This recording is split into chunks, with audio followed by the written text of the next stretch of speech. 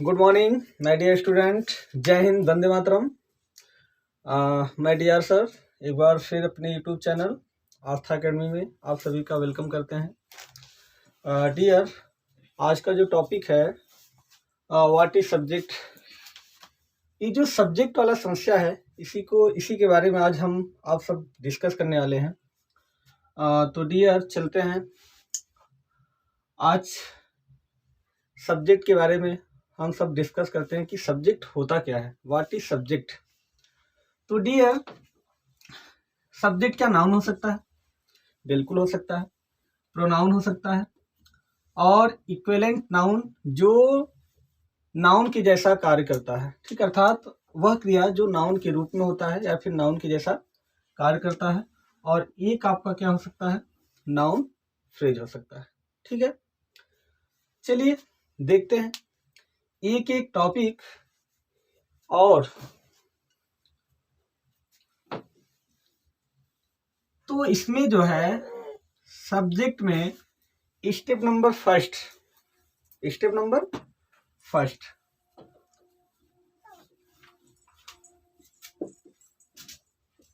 Step number जो first आपका कहता है कि सब्जेक्ट क्या होता है। तो स्टेप नंबर फर्स्ट में जो है आपका डूयर,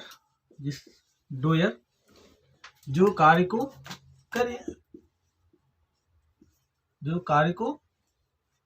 करे, अर्थात कार्य को करने वाला। अब ये देखते हैं कि डोयर कौन कौन से हो सकते हैं। डोयर में क्या क्या आ सकता है? एक तो आपका आ सकता है नाउन। एक आपका क्या आ सकता है? नाउन आ सकता है, संज्ञा। और नाउन में सजीव संज्ञा, लिविंग नाउन।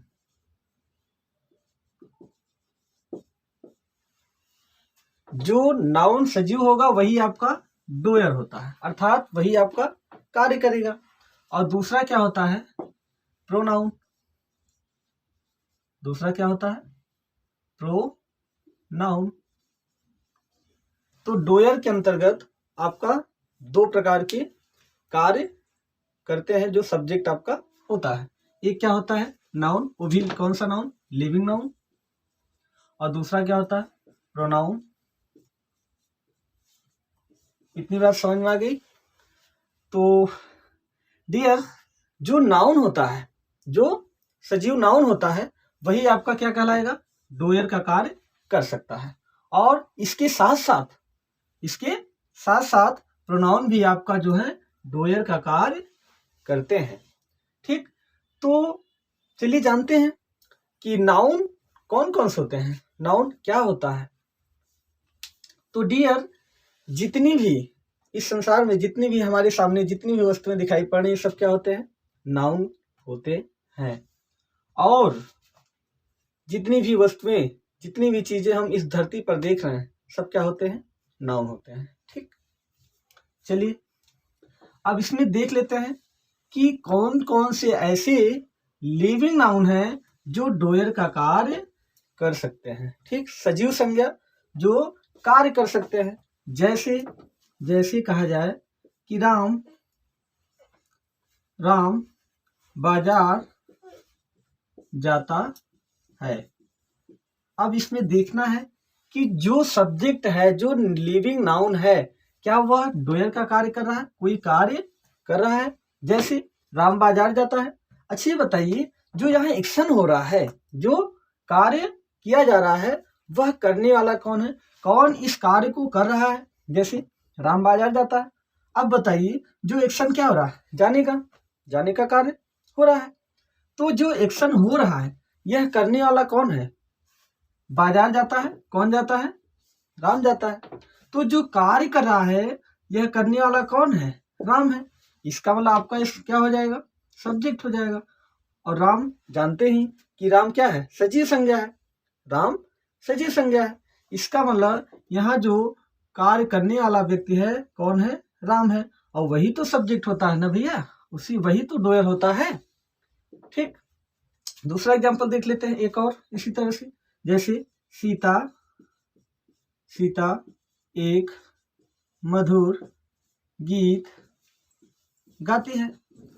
अब बताइए इसमें जो कार्य हो रहा है, जो एक्शन हो रहा है, वह करने वाला कौन है?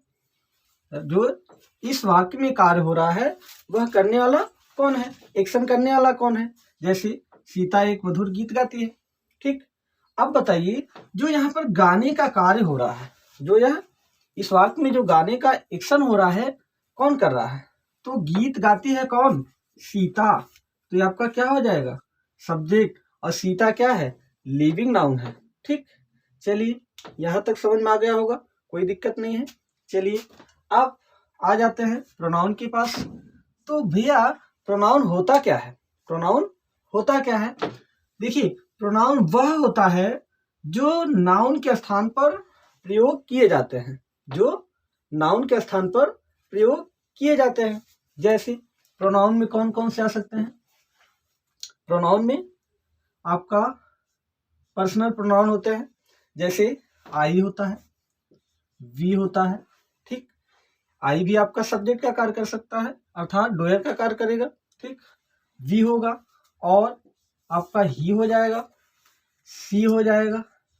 ठीक है, उसके बाद आपका दे हो जाएगा। ठीक, ये आपके प्रोनाउन डोयर का कार्य करते हैं। ठीक है, यहाँ तक कोई दिक्कत हो बता दीजिए।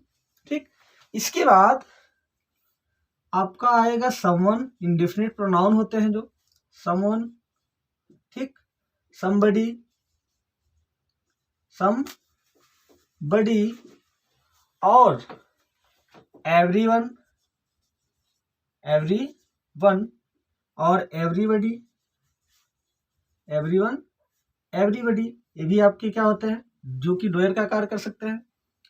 एवरीवन, एवरीबडी और no one, nobody, no one, nobody और आपका क्या हो जाएगा? नन हो जाएगा। एनीवन और एनीबडी भी आपका डोयर का कार्य कर सकते हैं। एनीवन और एनीबडी। ठीक, इतने प्रोनाउन जो है आपके जो है यह डोयर का कार्य कर सकते हैं।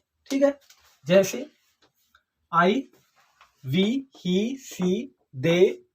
ठीक है, someone, somebody, everyone, everybody, no one, nobody, none, anyone और एनीबडी। ये आपके क्या हो सकते हैं? प्रोनाउन का प्रोनाउन है और ये जो है डोयर का कार्य करते हैं। ठीक, यहाँ तक कोई दिक्कत हो? चलिए ले लेते हैं एग्जाम्पल इसका। जैसे मैं तुम्हें बुला रहा हूं, मैं तुम्हें बुला रहा हूं। अब यहाँ देखना है कि जो कार्य हो रहा है तो कार्य को करने वाला है कौन? ठीक है ना, जैसे मैं तुम्हें बुला रहा हूं। अब बताइए इसमें जो बुलाने का कार्य हो रहा है, ये बुलाने वाला है कौन? तो बताइए भैया, मैं तुम्हें बुला रहा हूं, जो बुलाने का कार्य कर रहा है कौन है? मैं है ना। और मैं क्या होता है भैया? प्रोनाउन होता है। इसका मतलब आई, ये आपका क्या है? मैं यहाँ सब्जेक्ट है, तो ये आपका डोयर का कार्य कर रहा है। तो इस वाक्य में सब्जेक्ट क्या हो जाएगा? मैं। ठीक, जैसे कहा जाए, जैसे कहा जाए किसी ने, किसी ने तुम्हें, किसी ने तुम्हें पढ़ाता है, किसी ने तुम्हें पढ़ाता है।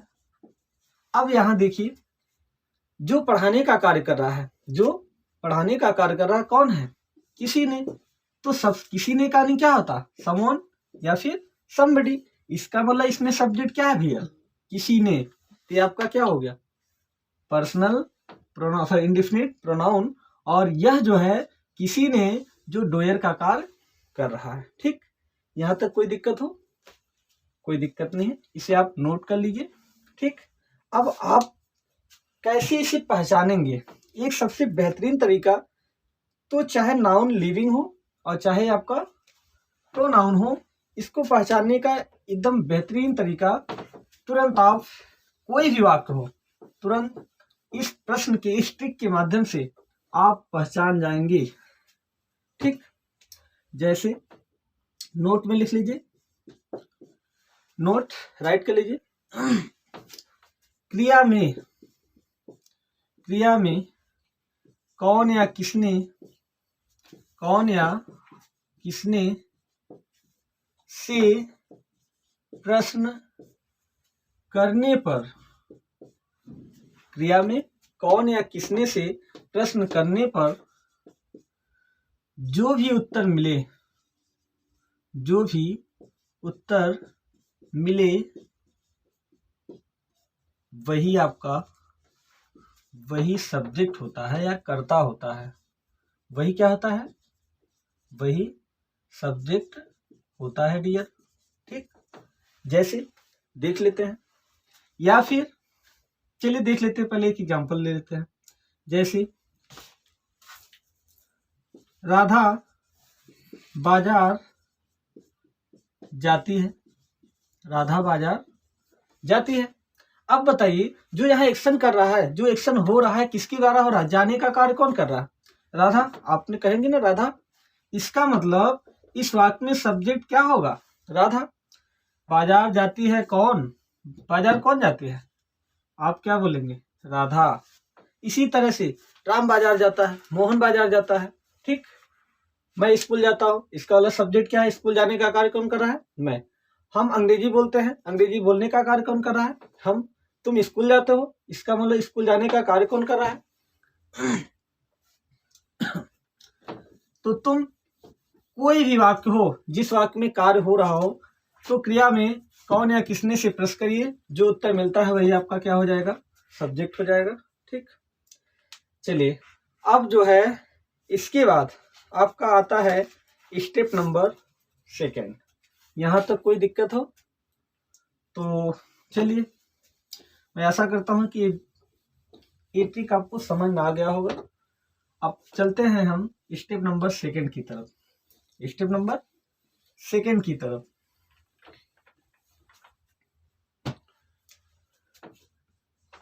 Dear step 2। अब स्टेप 2 क्या कहता है कि सब्जेक्ट कौन कौन से हो सकते हैं? तो डियर इसमें भी स्टेप 2 में सब्जेक्ट, इसमें भी आपके 2 प्रकार के होंगे। एक तो आपका नाउन होगा और दूसरा क्या होगा? प्रोनाउन होगा। दूसरा क्या होगा? प्रोनाउन होगा। तो नाउन में आपको 2 तरह के नाउन, एक तो आपका लिविंग नाउन जो आपको पहले ही बता चुके, एक आपका लिविंग नाउन हो सकता है सब्जेक्ट, और दूसरा नॉन लिविंग। और दूसरा क्या हो जाएगा? नॉन लिविंग, अर्थात निर्जीव संज्ञा भी सब्जेक्ट का कार्य करता है। ठीक, और इधर 2 नंबर में आपका क्या है? प्रोनाउन। प्रोनाउन में कौन कौन से हो सकते हैं? अभी जैसा कि आपको हमने पहले ही बता दिया। देखिए जो स्टेप नंबर 2 है, यह कहता है कि देखिए सब्जेक्ट आपका वह हो सकता है, सब्जेक्ट आपका वह हो सकता है जो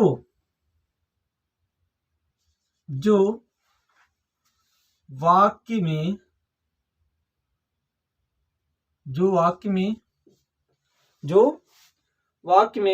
कुछ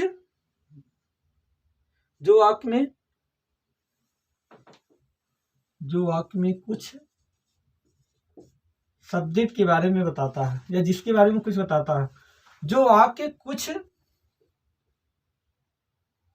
सब्जेक्ट के बारे में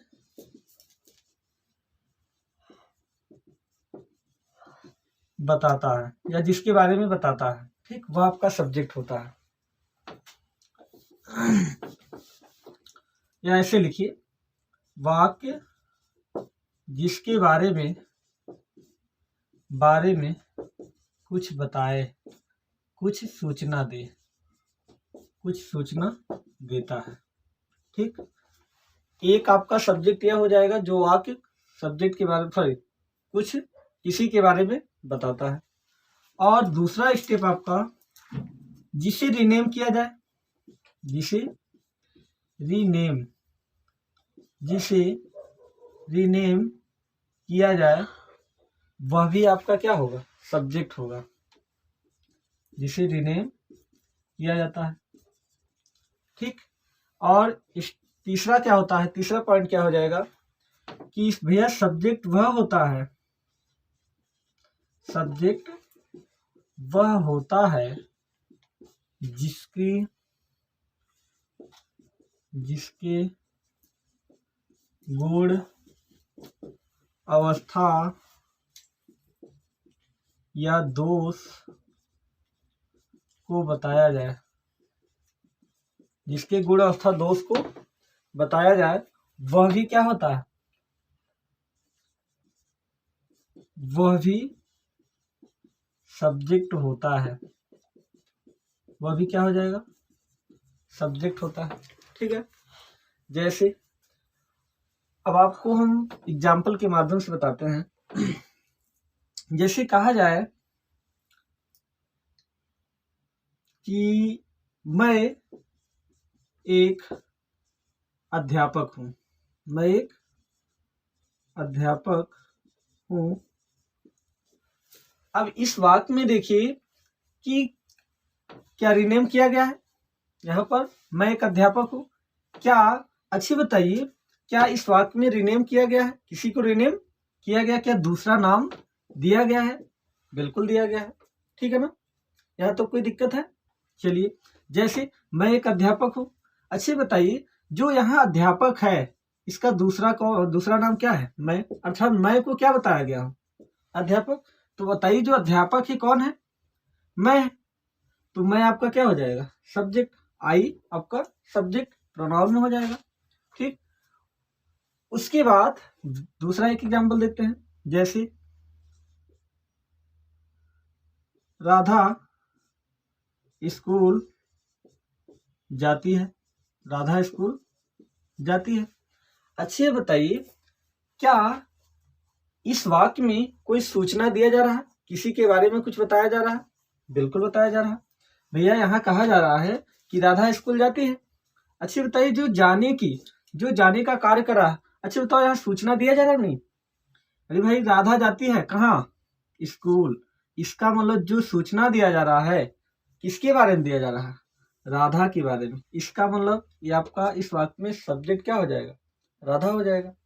या तो आप ऐसे पहचान लीजिए, या तो फिर वही पुराना नियम, क्रिया से क्या करिए, कौन या किसने लगाइए, जो उत्तर मिलता है वही आपका क्या हो जाएगा, सब्जेक्ट हो जाएगा। जैसे राधा स्कूल जाती है। अब बताइए इस वाक्य में जो कार्य कर रहा है कौन कर रहा है भैया, जो जाने का एक्शन कर रहा है कौन कर रहा है?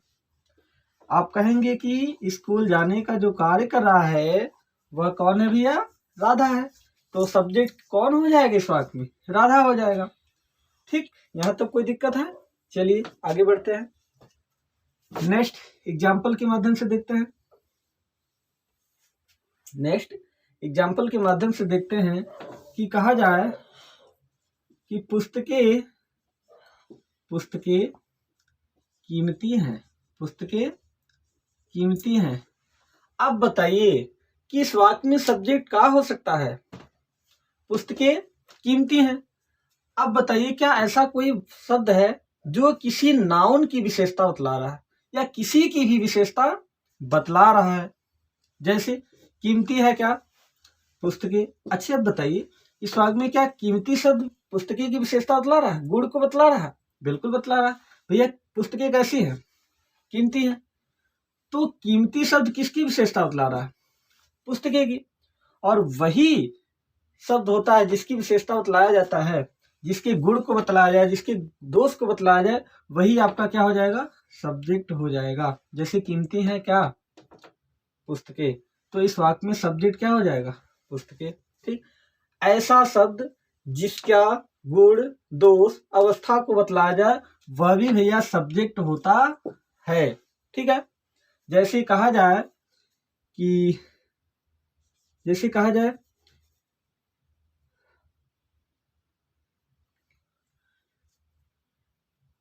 कलमें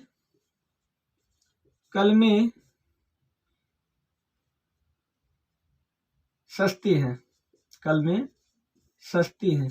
अब बताइए क्या इस वाक्य में कलम की विशेषता बतलाया जा रहा है? बिल्कुल बतलाया जा रहा है। अब बताइए सस्ती है क्या, कलमें, विशेषता बतलाया गया। तो किसकी विशेषता बतलाया जा रहा? कलमे की। तो कलमे क्या हो जाएंगे यहाँ पे? सब्जेक्ट। ठीक है, यहाँ तक कोई दिक्कत है? चलिए आगे बढ़ते हैं। अब आ जाइए step number third. Step number third, यहां तक कोई दिक्कत है?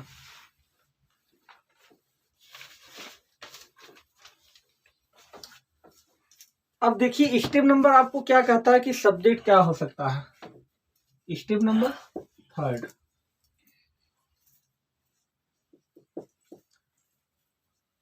स्टेप नंबर फर्स्ट में आपको बताया गया कि नाउन हो सकता है, वो भी नाउन हो सकता है और प्रोनाउन हो सकता है सब्जेक्ट।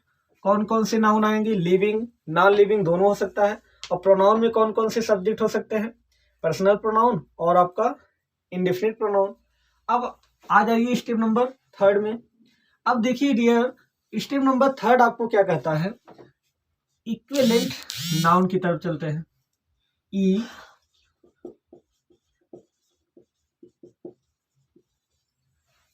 अब आप सोचेंगे इक्विवेलेंट नाउन होता क्या है? ठीक है, तो डियर इक्विवेलेंट नाउन वह होता है जो वर्ब तो होता है लेकिन वह नाउन का कार्य करता है। यह क्या होता है?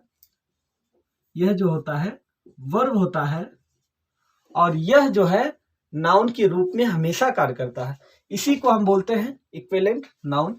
तो इसके अंतर्गत एक आपका आता है जीरेंड। जीरेंड होता है और उसके बाद जीरेंड के बाद जीरेंड फ्रेज।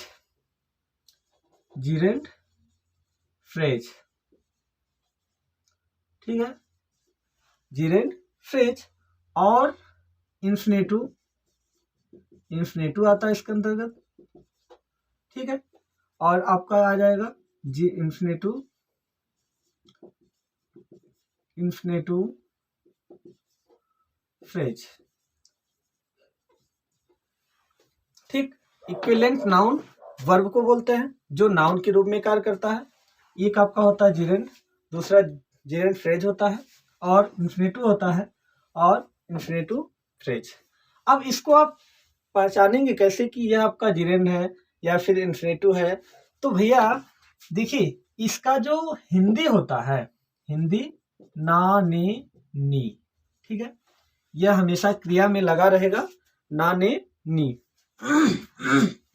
और जो इंग्लिश होता है यह वी फर्स्ट में आईएनजी लगा रहेगा, लेकिन होता तो है वर्ब, लेकिन यह हमेशा जो है नाउन का कार्य करता है, हमेशा सब्जेक्ट का कार्य करता है। ठीक, और इसी तरह से इसका भी हिंदी यही होता है, ना ने नी। ठीक है, इसका भी हिंदी ना ने नी होता है। ठीक है, और इसका इंग्लिश होता है टू प्लस वी का फर्स्ट फॉर्म जुड़ा रहेगा, तो इसी को हम क्या बोलते हैं? इंफिनेटू बोलते हैं। ठीक है, चलिए डियर अब देखते हैं। जैसे लिखना एक कला है। लिखना एक कला है। भैया चलिए अब देखते हैं इसमें आपका सब्जेक्ट क्या है। क्या जीरेंड आया है? क्या इंफिनेटू दिया है जो इक्विवेलेंट नाउन के रूप में कार्य कर रहा है, जो सब्जेक्ट के रूप में कार्य कर रहा है? देखते हैं। लिखना एक कला है। लिखना एक कला है, सॉरी, लिखना एक कला है। अब देखिए कि क्या क्रिया का अंतिम अक्षर ना ने नहीं दिया है? बिल्कुल दिया है। लिखना क्या होता है? एक क्रिया होता है। लिखना क्या होता है? एक क्रिया होता है। अब यहां जब इसे इक्विवेलेंट नाउन बनाएंगे तो सबसे पहले लिखना का मीनिंग क्या लिखना है? राइट, और इसी में क्या जोड़ देना है? आईएनजी, तो हो जाएगा राइटिंग। इसी को आईएनजी फॉर्म को ही हम क्या बोलते हैं? जीरेंड। ठीक है, दिया इसलिए इज लगा देंगे। एक कला है, an art, writing is an art. अब बताइए क्या जो राइटिंग शब्द है यह नाउन का कार्य कर रहा है, सब्जेक्ट का कार्य कर रहा है? बिल्कुल कर रहा है। आप जानते हैं कि सब्जेक्ट वह होता है जो जिसकी विशेषता बतलाया जाए, ठीक है, जिसके बारे में कुछ कहा जाए, वही आपका सब्जेक्ट होता है। अब बताइए लिखना एक कला है। अब बताइए यहाँ पर जो कला है क्या यह लिखना की विशेषता बतला रहा है, बिल्कुल बतला रहा है। इसका मतलब राइटिंग क्या होगी, आपका ये सब्जेक्ट हो जाएगा। ठीक, इसी तरह से आपका ये क्या बन जाएगा, इंफिनिटिव से बना सकते हैं। तो इंफिनिटिव में क्या करना है, इस जो नॉन एनी है इसका क्या होता है, टू होता है, लिखना का राइट, टू राइट है दिया इज, और एक कला का an art, to write is an art, ये भी आपका क्या हो जाएगा, सब्जेक्ट हो जाएगा। इसका मतलब जो आईएनजी फॉर्म होता है वह सब्जेक्ट हो सकता है जिरेंड के रूप में, जो आपका सब्जेक्ट का कार्य करता है। ठीक, और two plus verb first form यह भी आपका सब्जेक्ट हो सकता है। यह सब्जेक्ट कब होगा, जब किसी भी सहायक क्रिया के पहले दिया हो, जब यह किसी भी सहायक क्रिया के पहले दिया हो तभी यह आपका सब्जेक्ट का कार्य करेंगे। और यह इज जो है एक ऐसी क्रिया है जो किसी को भी सब्जेक्ट बना सकती है। ठीक है, कोई दिक्कत है? चलिए अब देखते हैं स्टेप नंबर 3 हो गया। अब स्टेप नंबर 4 के पास चलते हैं। स्टेप नंबर 4 क्या कहता है, नाउन फ्रेज। चलिए आ जाइए स्टेप नंबर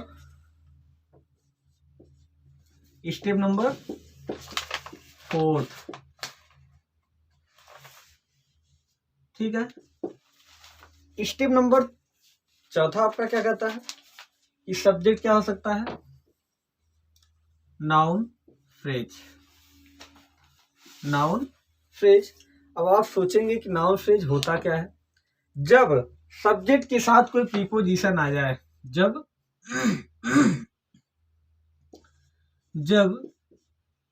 सब्जेक्ट के साथ कोई प्रीपोजिशन आए,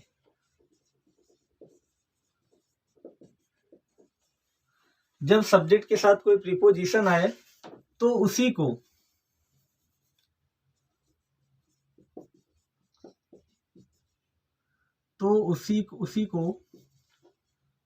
नाउन फ्रेज कहते हैं, उसी को नाउन फ्रेज कहते हैं। ठीक है, जैसे कहा जाए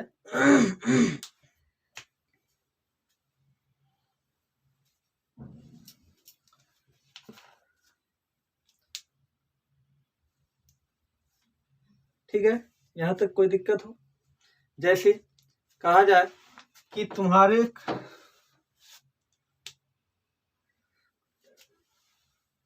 जैसे कहा जाए some of your friends can do it,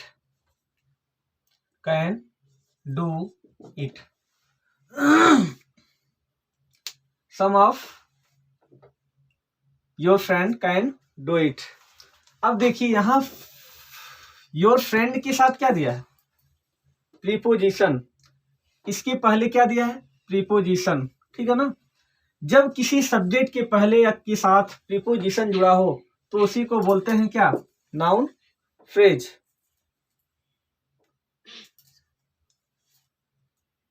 ठीक है, कोई दिक्कत? अब यहां देखा योर फ्रेंड के साथ क्या दिया है, ऑफ दिया है, इसका मतलब आपका एक पूरा क्या हो जाएगा, नाउन फ्रेज। ठीक, यहां तक कोई दिक्कत है? जैसे कहा जाए ईच ऑफ द बॉयज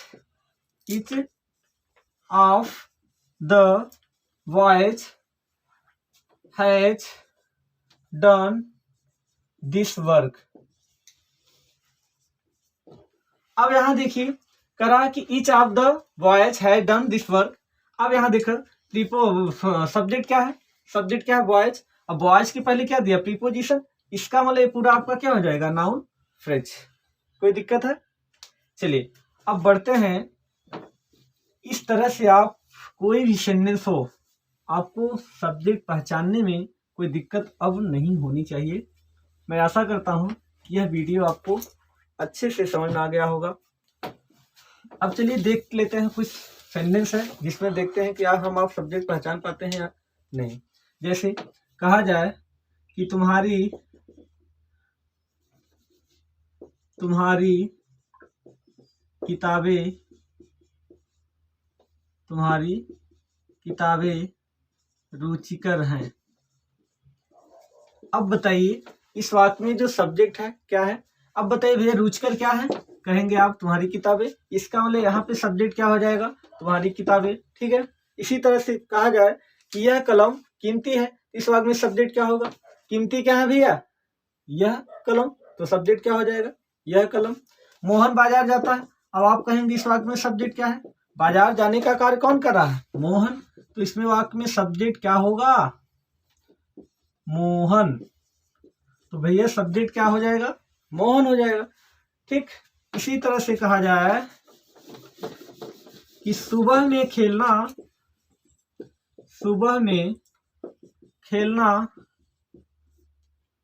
लाभदायक होता है।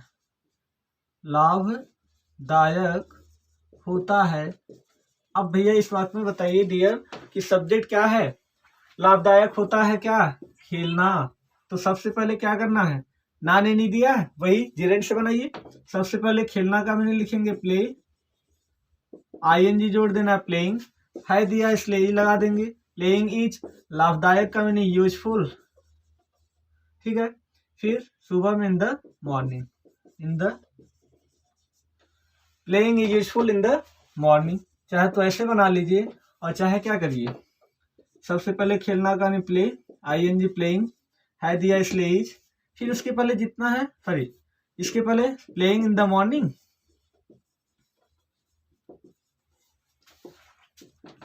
है का मैंने इज, लाभदायक का यूजफुल। एक तो ऐसे आप इसे कर सकते हैं। अब लाभदायक होता है क्या, यहाँ पे खेलना, ये आपका क्या हो जाएगा, सब्जेक्ट हो जाएगा। ठीक है, मैं आशा करता हूँ यह वीडियो आपको अच्छा लगा होगा, और अगर आप हमारे चैनल पर नए हो तो प्लीज़ सब्सक्राइब और शेयर करना न भूलें। थैंक यू, धन्यवाद आप सभी को।